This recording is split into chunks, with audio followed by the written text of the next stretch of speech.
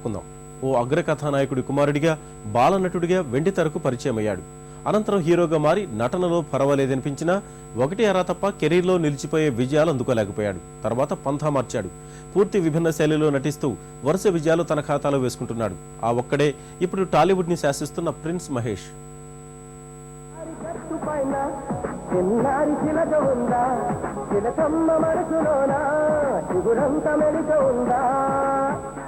బాలనటుడు ఈ పేరు సంపాదించుకున్న వారిలో కథానాయకుడిగా రాణించిన వారి పేర్లు వేళ్ల మీద లెక్క పెట్టొచ్చు. రాజకుమారుడు సినిమాలో మహేష్ బాబును చూసిన ఎవరికైనా ఇదే అనిపించింది. ఎక్కువ కాలం నటించకపోవచ్చు అనుకున్నారంతా. పాలబుగ్గలతో చిన్నపిల్లాడిలా కనిపించే మహేష్ ను ఎవరు మాత్రం హీరో అనుకోగలరు?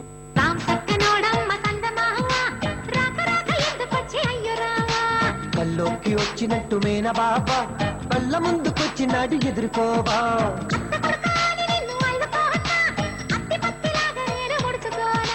అత్తారు పన్నీరు అద్దుకోవే ఆ మీద చిక్కినేలు అందుకోవే. తర్వాత వరుస సినిమాలతో ఈ కథానాయకుడి కెరీర్ బాగానే సాగింది. సినిమాలు ఉన్నాయి తప్ప భారీ విజయాలు లేవు. తనదైన గుర్తింపు లేదు. అందుకే తండ్రి కృష్ణకు బాగా కలిసి వచ్చిన కౌబాయ్ గెటప్ లో ఎంట్రీ ఇచ్చాడు. అయినా లాభం లేకపోయింది. నచ్చినది నాకసలే ఇక నచ్చదురు నరులెవరు నడవనికి ఆ రూట్లోనే నడిచదరో పొగరని అందరు అన్నా అది మాత్రం నా నైజం తెగువని కొందరు అన్నా అది నాలో మేనరిజం నిండు చంద్రుడు ఒకవైపు చుక్కలు ఒకవైపు నేను ఒక్కడిని ఒకవైపు లోకం ఒకవైపు. మురారి లాంటి సినిమాల్లో మహేష్ అల్లరి చేసే పిల్లాడిలానే తప్ప విలన్లను శాసించే కథానాయకుడిగా కనిపించలేదు. బాబీ, నిజం లాంటి సినిమాలు కూడా అంతే. ఈ మధ్యలో వచ్చిన ఒక్కడు మహేష్ నటనలో కొత్తదనం కనిపించేలా చేశాయి.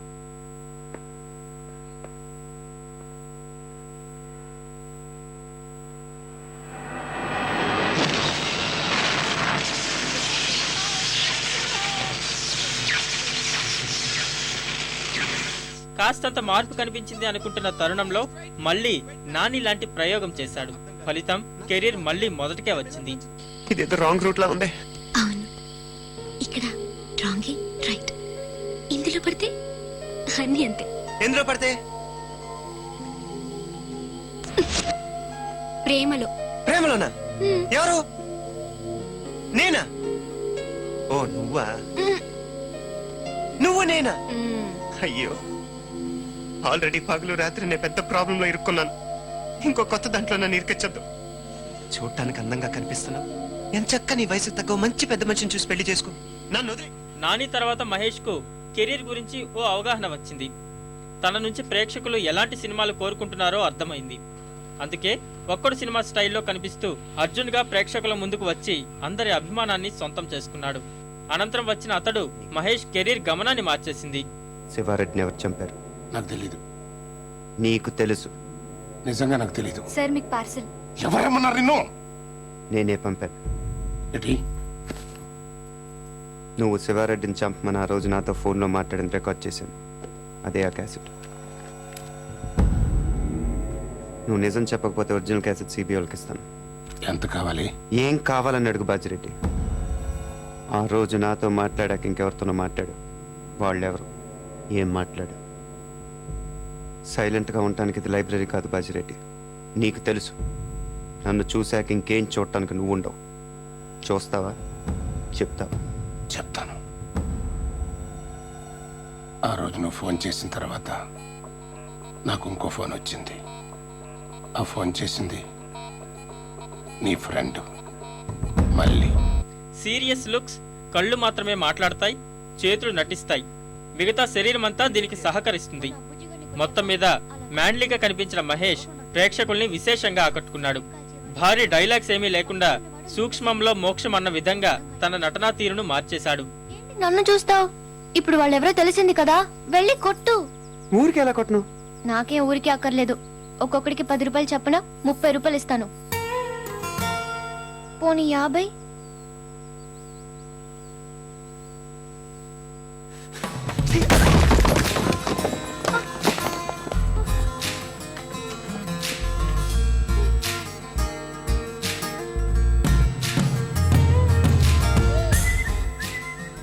అతడు తర్వాత వచ్చిన పోకిరి టాలీవుడ్ రికార్డుల్ని తిరగరాసింది.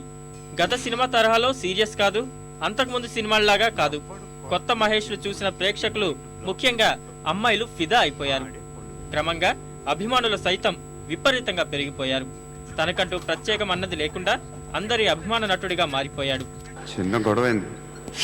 ఒకడు కత్తితో కట్టా ఓ పని చేయి, పోలీస్ స్టేషన్కి వెళ్ళి కంప్లైంట్ ఇచ్చి కాగితం తీసుకురా, ట్రీట్మెంట్ చేస్తాను.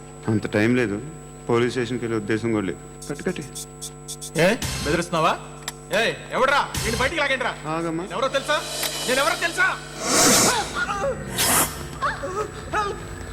ఏయ్ ఆగు, ఇప్పుడు మన ఇద్దరం పోలీస్ స్టేషన్కి వెళ్దాం. నువ్వు నా మీద కంప్లైంట్, నేను ఆడి మీద కంప్లైంట్ వేస్తాను. తిరిగి వచ్చి ట్రీట్మెంట్ చేసుకుందాం. ప్లీజ్ నన్ను వదిలే. ఇందాకేదో మ్యాండేటర్ అన్నావు. లేదు, ఫస్ట్ ఎయిడే మ్యాండేటరీ. కెరీర్ లో మహేష్ చేసిన తప్పు ఏదన్నా ఉంటే ఒకే ఒక్కటి, వరుస సినిమాలు లేకుండా పొదుపు పాటిస్తూ వచ్చాడు. ఫలితంగా మాస్ కు చేరువ కాలేకపోయాడు. ఒకానొక దశలో ఈ కథానాయకుడి సినిమాలు సరైన ఆదరణ అందుకోలేకపోవడానికి బహుశా ఇదే కారణం. రౌడీలు గూండాలు చేరి రాజకీయాలను రణరంగంగా మారుస్తున్నారు.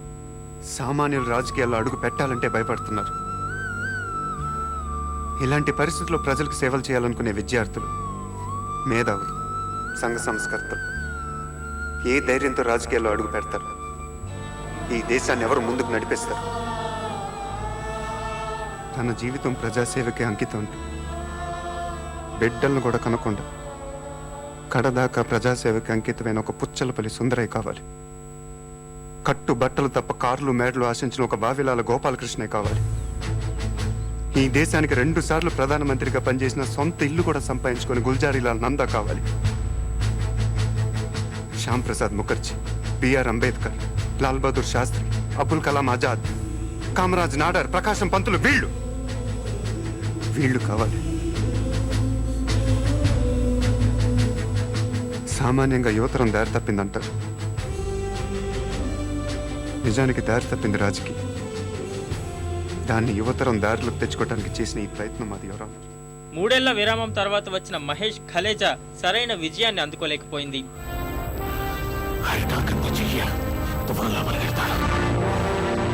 నాకు అతన్ని చూస్తే భయం వేసింది.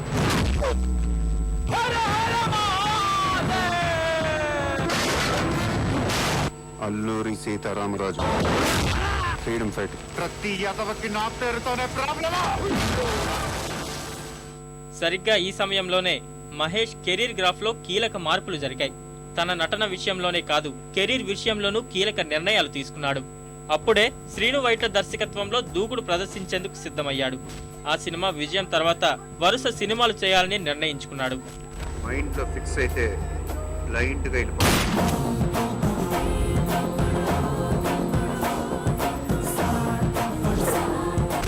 ఒక్కొక్కరికి బల్బులు పగిలిపోవాలి.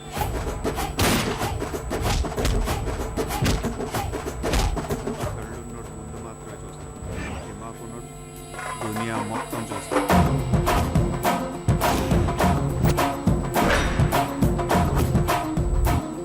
భయానికి మీనింగే తెలియని బ్లడ్ రన్నర్.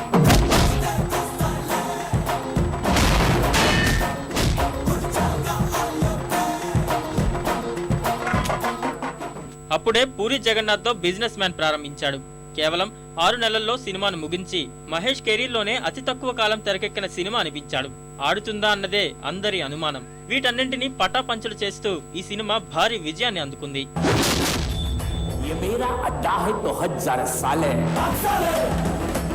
నేను మాట్లాడటానికి వచ్చాను కాబట్టి మనస్ఫూర్తిగా కొట్టట్లేదు.